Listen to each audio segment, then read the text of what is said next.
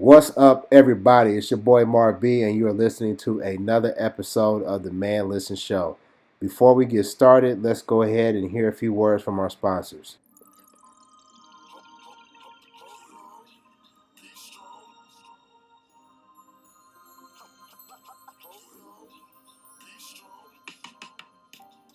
Title Boxing Club of Rock Hill is proud to be a sponsor of the Man Listen Show. Title Boxing Club Rock Hill offers dynamic boxing and kickboxing classes for all. Check us out on Instagram, Facebook, and Twitter at TBC Rock Hill.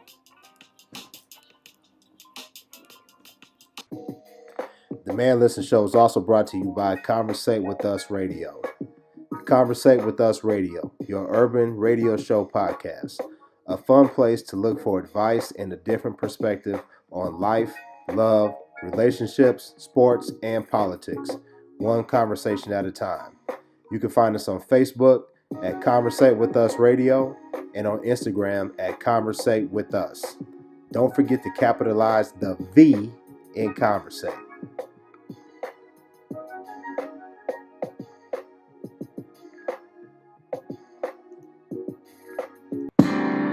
I gotta kick this thing off. Yeah. Can I kick it off? Yeah. 1, 2, 3, 4. Yeah.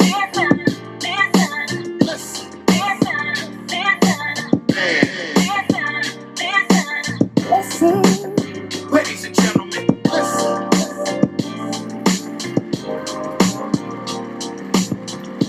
Yeah. Yeah. Got the new theme music. What y'all think? Oh, man. I like it.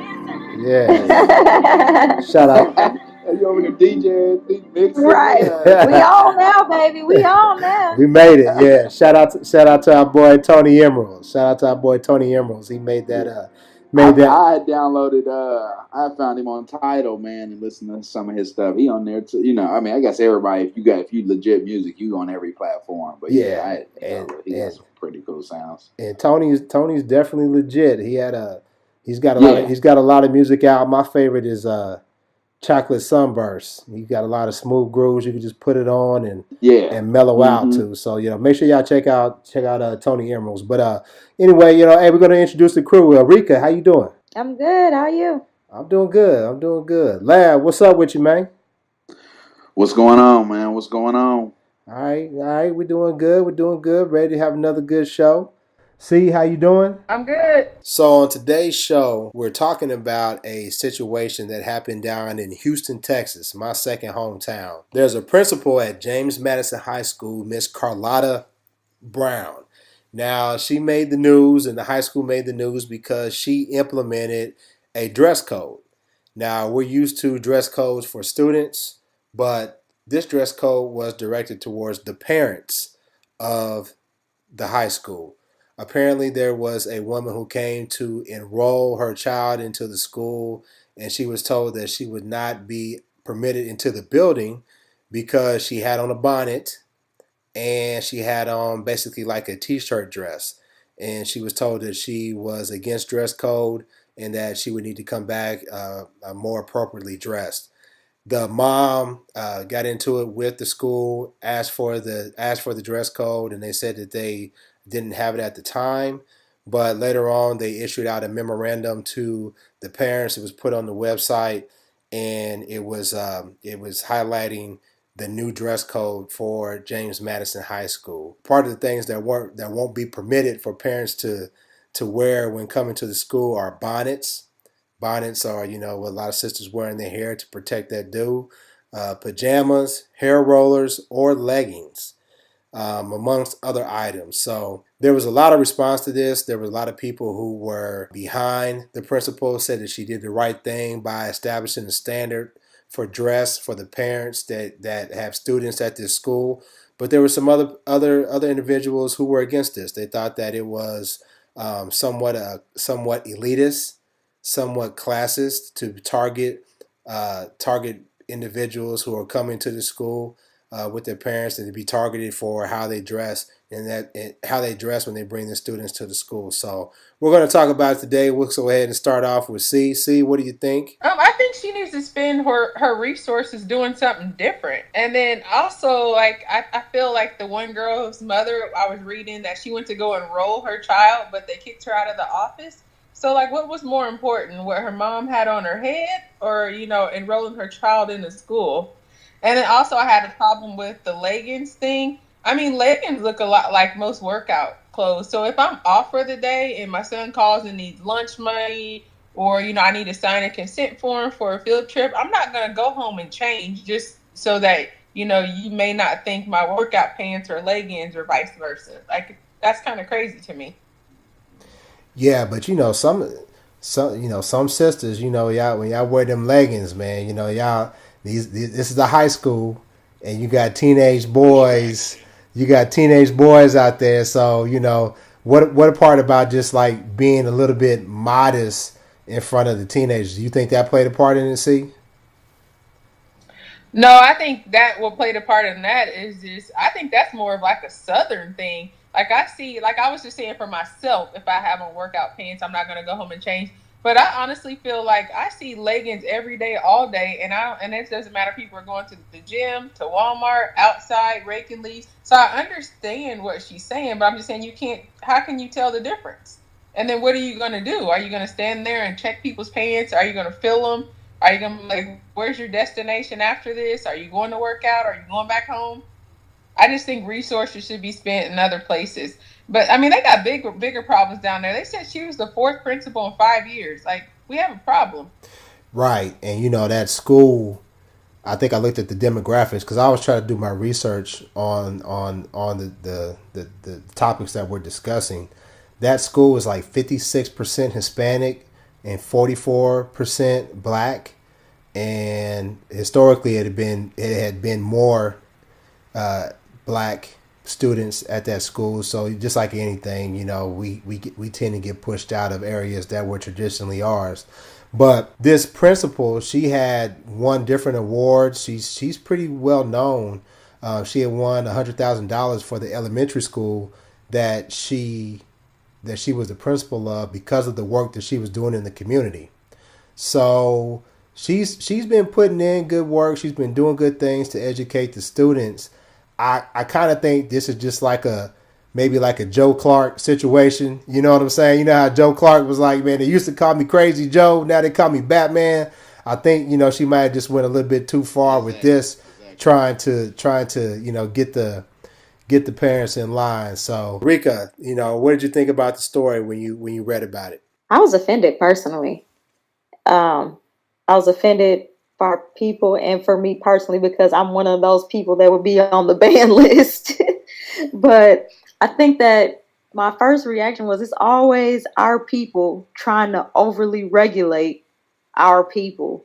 And it's like, how does that help the students succeed? Because if you really want to set a certain standard for them and show them what you think is appropriate dress out in society or how they need to dress in interviews or in public or whatever, what have you, why don't you hold some type of seminar or a class for the students? Why are you trying to police adults? Or if you thought it was that important, why wouldn't you try to maybe like set up a meeting with the parents, tell them what your plan was, and maybe get them on board by agreeing to a contract, letting them know what you want to do. So it's kind of like something that we are doing together to encourage our students to raise up to this level. But when you just start calling the police on parents who came up there unknowingly, and then you want to create this memo the next day, I'm suing. If I was that mom that got carried out by the police, I'm suing all day. If I lived in Texas, I'd probably be on her line right now. But I don't know. I think it's pointless to me because for the most part, we're not spending that much time at the school. If my kid calls me and says, "Hey, I forgot to bring my glasses," I'm going to jump in my car and I'm going to take them their glasses. I'm not going to put on a nice outfit and a dress and comb my hair and then take her glasses in fourth hour when I get through finishing what it is I'm doing or making myself look presentable. No, I'm just going to jump in the car and take my kid her glasses and leave them at the front office. It's not like I'm walking the halls in my pajamas or with my favorite little house shoes that I got from Target that look wonderful with whatever I put on with them. No, I'm not attending the school. I don't have to adhere to the dress code that they have. All I have to do is get buzzed in, leave the glasses at the desk for her name, and then walk back out. I'm never in there more than 5 to 10 minutes. Now, if I'm going to meet with a counselor or something like that, I'm not going to come in my pajamas. But if you call me last minute, then you're going to get last minute Eureka. But if you call me and you call the police on me because of how I'm dressed, you're definitely going to have some problems. Yeah, I looked at the demographics for the school, and we talked about how the racial makeup for the school is in terms of Hispanic and Black. But another key component to that is that school is 69% free and reduced lunch. So we're not talking about a area that is highly affluent. We're not talking about an area that is well to do. So there may be some community outreach that needs to be done. And I think that the principal missed an opportunity to do that. I definitely think she could have addressed it with the parent in a way that's not embarrassing, not condescending, but there's an opportunity that could have been had to reach out to the parents, because what you don't want to do is create a adversarial relationship between the parents and the school, because you need the parents buy-in to get the students to perform like you need them to perform. So I think it's a missed opportunity. But Lab, what did you think, man? When I first heard about it, I was like, man, this. I didn't know who the principal was, obviously, so I didn't know she was a black woman. I assumed it was, kind of a more mixed, more diverse student population. But when I actually saw that it's basically half black kids and the principal is black, I was like, wow, what's this lady doing? It didn't make sense to me. Then as I started thinking about it, I started thinking a little more about it, and I said, well, let me try to figure out what maybe her perspective was. What was her thought process? What was she thinking when she made this decision? And I do think it was it was out of love for her, from what she thinks is the right thing, right? So everybody has their idea of what is the right thing to do for certain situations. She's had success doing this exact same thing at other schools and things like that. So to her, it was the right thing to do. She's got the results. They tested well at these other schools, improved their testing tremendously when she invoked these policies and things like that. She won the national award or some kind of national recognition from Ellen DeGeneres and all kind of stuff. So for her, she does what she's familiar with, and if what she's familiar with was getting results, she might have just been doing it based off of that. Not necessarily with malice or anything else, but just she's trying to get the result. Now, that being said, it's definitely the wrong way to go about doing things. There's no way that I don't see how that has a bearing on the kids. I mean, there's already a dress code for the kids. If there is a parent, like you said, you might be out doing something and you get called to the school for an emergency. Are you supposed to go home and change? Are you supposed to keep an extra set of clothes with you at all times? I mean, it's just so many different factors that typically when parents are at school, it's not a planned thing. Now, maybe if you're having that dress code when it is enrollment day and you have an enrollment fair or something like that, I can understand. But just any normal circumstance, you won't be let in the building if you have a bonnet or a do-rag or leggings on. That doesn't make sense to me. Because it could be interpreted in so many ways. Right. Like what if you have, like in Erika's example where she talked about bringing something up for her child. What if you work second shift? What if you work, third shift and you got your hair wrapped in a bonnet, or you can still have your rollers in? There's so many different situations that could play a part into why that parent came to the school dressed in that fashion. And like you both said, it's not like they're going to be meandering around the building, becoming a distraction, because parents aren't really allowed in the building in that capacity anyway, especially not in high school. So, I do think that we need to set a standard for our community and how we operate. That's, part of the reason why I don't use the N word. And that's why we don't use the N word on the Man Listen show. Because I think that once you begin to believe that you are something that's less than, something that was placed upon you by the oppressor, then you somewhat act that way. And I do believe in dressing for success, and faking it till you make it, and doing the things that successful people do. But in this situation, like I said previously, I think this was an opportunity for the principal to establish a connection with the community and to help develop. Because if the parent is doing better, the children are doing better. So you can reach out to that woman and say, hey, listen, why don't you come and holler at me? I think I have somebody that can, provide you with some professional development or some clothes, or, there's a way that you can talk to people so that you can open up their mind to be a little bit more forward thinking in how they present themselves in public. But even if you can't reach them, there's no reason to create such an adversarial relationship with a parent. Right. I think you hit on something too, where it's an opportunity where, and maybe this is what comes of it, but maybe they have some kind of program with the parents where it's a dress for success. Not necessarily saying you're not going to be able to get into school if you're not dressed like this, but just something for the kids and the parents, and also because of the demographics and the financial aspect of the parents and the neighborhood where the school's at.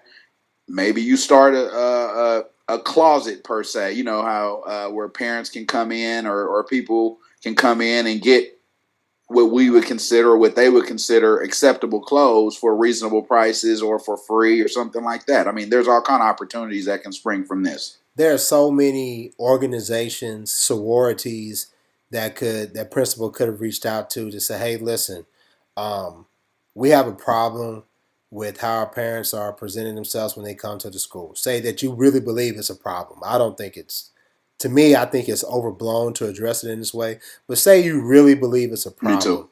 You really believe it's a problem. You could reach out to some organization to hold some sort of business fair or a clothing drive and say, hey, we're going on interviews. Here's some dress for you to come and pick up. There's so many different avenues that they could have went to address this without coming up with this dress code and, creating this tension between the parents and the school. So it reminds me how, that piece that we often hear about respectability politics, and how some people look at other black folks and they're somewhat embarrassed because they feel like you're keeping me from being like the white man, dressing like the white man. That instantly came to my mind because I saw a lot of people, congratulating and co-signing and endorsing what this principal did. And most of them, are from the black middle class. They're not coming from the free and reduced crowd. They're not coming from that demographic. So, Rick, I mean, what do you think? I mean, do you think respectability politics plays a part in this, or? I do. I agree, because I think that one of the things that unfortunately we do is that we take the definition of success from the oppressor and then try to force it on everybody else in the community. So when you say dress for success, well, whose idea of success? Because in some circles, I mean, people think that I'm successful, but that doesn't stop me from going to QT in my flannel pajama pants. And I'm not about to stop today or tomorrow or any other day, because I have to wear a suit all the time. And if I have on a suit from 8 a.m. until I get home from night court at 7 o'clock at night, and I put on pajamas, and then all of a sudden I need something from the grocery store, I'm not going to put that suit back on just for that 10-minute trip to the grocery store. Or I'm not going to go throw on these skinny jeans and this cute top so that people can think I look cute at Schnucks. I don't care what you think. I'm going to go up here, spend the 5 minutes at Schnucks, get what I need, and get home and finish cooking for my family. Why would I take 15 extra minutes just to look presentable, quote unquote, to strangers, to people that I don't even know? That's wasting quality time with my family. That's wasting a lot, period, just my time that I feel like could be used for better things. But when you try to say, oh, well, you're not dressed for success or you're not representing Black people well, then you're trying to make me conform to some standard of success that I just don't subscribe to. I don't think that the way I dress has anything to do with my success. I don't think that the way I dress has anything to do with how I represent for our community, because I represent more than a lot of people who may wear a suit all day long, or you never see them outside without their hair done, or in rollers or in a bonnet, and they're champion for, the oppressor, as opposed to somebody who may have on a bonnet but may be at every peace rally or donating to all the causes and, helping children with homework after school, and who are really doing stuff for the community, but we want to put them down because they didn't unwrap their hair for a 5-minute session with the teacher at the school to drop off something for their kid. I think that it demeans and it disrespects actual work, actual effort, actual commitment to causes for the appearance of. And we're so, in the Black community, stuck on the appearance of. I appear to be doing something for the Black community. I appear to be successful. I'm doing well in life. I appear to be happy. All that is overrated, and I just don't have time for it. I don't subscribe to it, and I think it's a waste of time, and I think it's a disservice because, like you said, that creates tension between that parent and that school for forever. That parent that they had arrested for just trying to enroll her student, what's going to happen at parent-teacher conferences? What's going to happen at PTO meetings? What's going to happen every time school has a function that her child is in and she comes up there? Are you ready for that confrontation to persist throughout the entire time that student is enrolled there? Are you trying to create that type of energy with every single parent potentially? Are you ready to beef up police staff or security just so that you can monitor parents and discipline them for not, being in compliance with this standard that you've decided, which is really unclear and vague, which would not be upheld by any standards legally. Whatever they deem might look like pajamas.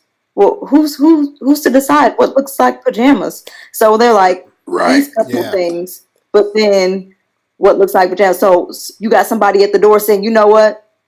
Those pants look too comfortable. Those it's like the club. Sweatpants. Right. It's like the club. They're like, right. They're like, nah, you got to go back and try again. Yeah. Well, why? Why?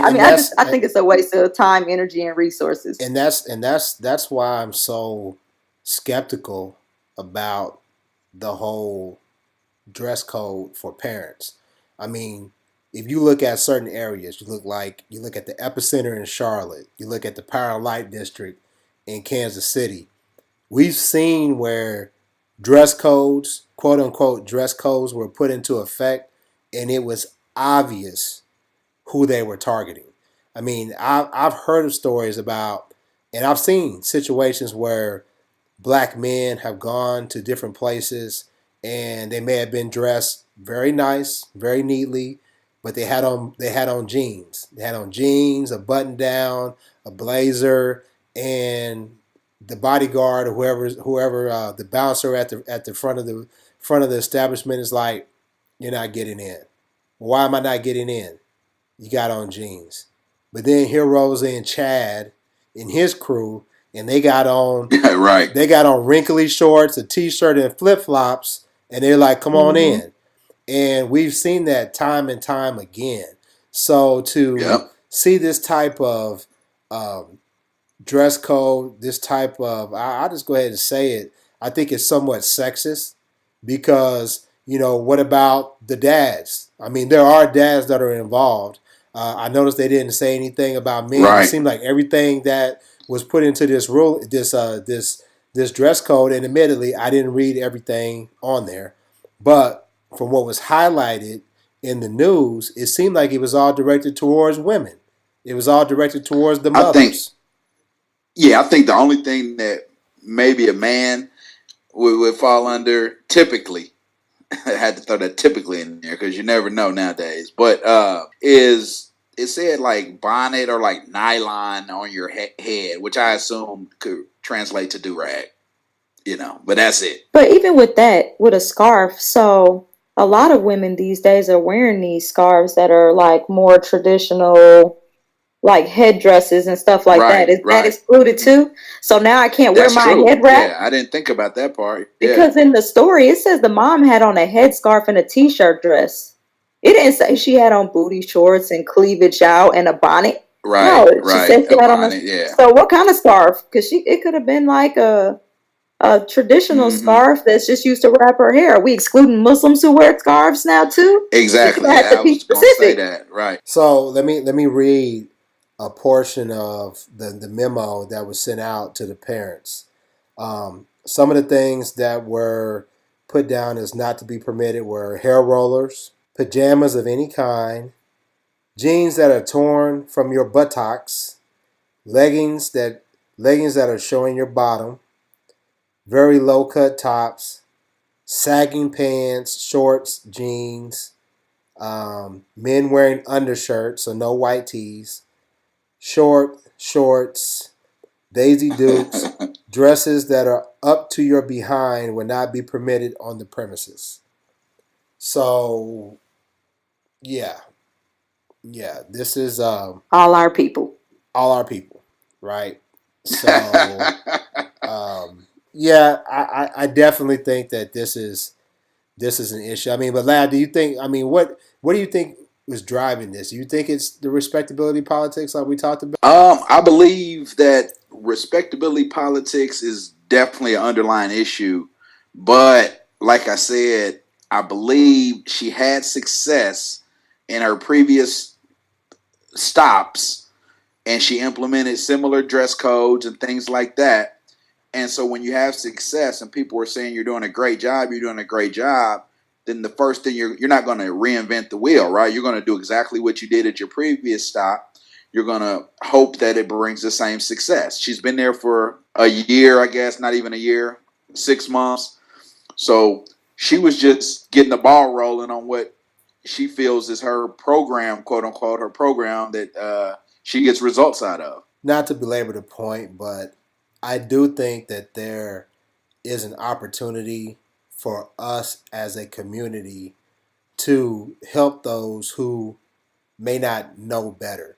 There's a difference between Arika saying she's in her pajamas and her house shoes running to Quick Trip or to the grocery store, or me going with, some basketball shorts, no socks, and ashy legs exposed to the Walmart to grab something so I can grill it.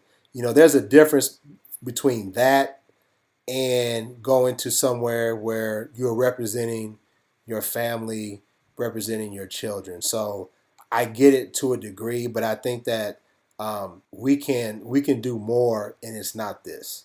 I think that instead of being punitive with how we address these situations, we need to approach it more so with love, not tough love, but just more love, because you could be more receptive. Man, you can probably impact that child's life. Because think about it, we're what this story just launched. This last week, 2 days ago. This is towards the end of the school year, and this lady is trying to enroll her student into the school. Clearly there's something Mm-hmm. something going on that picking this battle to fight Right. at this Right. time. I just think that there's so much more in jeopardy than trying to prove a point about how you are dressed when coming to that school. It should just be education first. Like, she's trying to enroll her child, like you said. So the priority here is getting this child in school, not what her mama has on while she's doing it. At least she's here. Now, you might have questions, you might have concerns, but she missed a great opportunity to mentor somebody. She might have could have pulled the mom and the daughter into the office, found out what's going on. You have no idea. They could have been in a domestic violence situation where they just had to move abruptly, and maybe that's all she had. Maybe that's all the clothes that she has left is the clothes on her back. You don't know people's situation. You don't know anything about what's going on with them. They could be staying with family. I know people who lost everything in a fire, and then they just move in with people, and you got to wear with your cousin's clothes, whatever it is, you got to thug it until you can get something else. But you don't know. And instead of trying to understand and show compassion, like you said, we're so quick to go with that mentality that we learned from slavery, which is the correction with the whip, or the belt. We always trying to beat each other into submission, as opposed to being like, hey, I want you to come in here. Let me talk to you. Let me have a conversation with you. What's going on? Why are you enrolling this late? Or why are you here in a bonnet? Like, is this a last minute thing? Do you need some help, some assistance? I might know some resources you could use.